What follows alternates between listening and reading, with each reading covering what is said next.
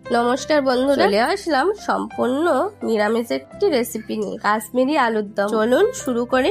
প্রথমে প্রেসার কুকারে খোসা সমেত আলুগুলিকে সামান্য লবণ দিয়ে সেদ্ধ করে নিয়েছি। এবার ঠান্ডা হলে খোসাগুলি ছাড়িয়ে আলুগুলি দু টুকরো করে নিয়েছি। এবার কড়াইতে বেশ অনেকটা পরিমাণ তেল গরম করে কেটে রাখা আলু দিয়ে উল্টে পাল্টে লাল করে ভেজে তুলে রাখবো। ওই তেলেই গোটা গরম মশলা ফোড়ন দিয়ে আদা বাটা, সামান্য হলুদ গুঁড়ো দিয়ে নেড়ে চেড়ে বেটে রাখা মৌরি, কাঁচা লঙ্কা, ফেটিয়ে রাখা টক দই, কাজু বাদাম বাটা, সামান্য লঙ্কার গুঁড়ো দিয়ে মশলাটি কষিয়ে নিলাম। মশলা থেকে তেল ছাড়লে সামান্য লবণ, 1 চামচ চিনি দিয়ে ভেজে রাখা আলুটি দিয়ে দিলাম। ভালো করে কষিয়ে জল দিয়ে দিলাম। ঢাকা চাপা দিয়ে রান্না করব। সামান্য জল শুকনো হলে উপর থেকে মৌরি গুঁড়ো দিয়ে আবারও একবার ফুটিয়ে নিলাম। একদম জল শুকনো হলে ওপর থেকে ধনে পাতা কুচি ছড়িয়ে নামিয়ে নিলাম। কাশ্মীরি আলুর দম। এটা লুচি, পোলাওয়ের সঙ্গে খেতে দারুণ লাগে।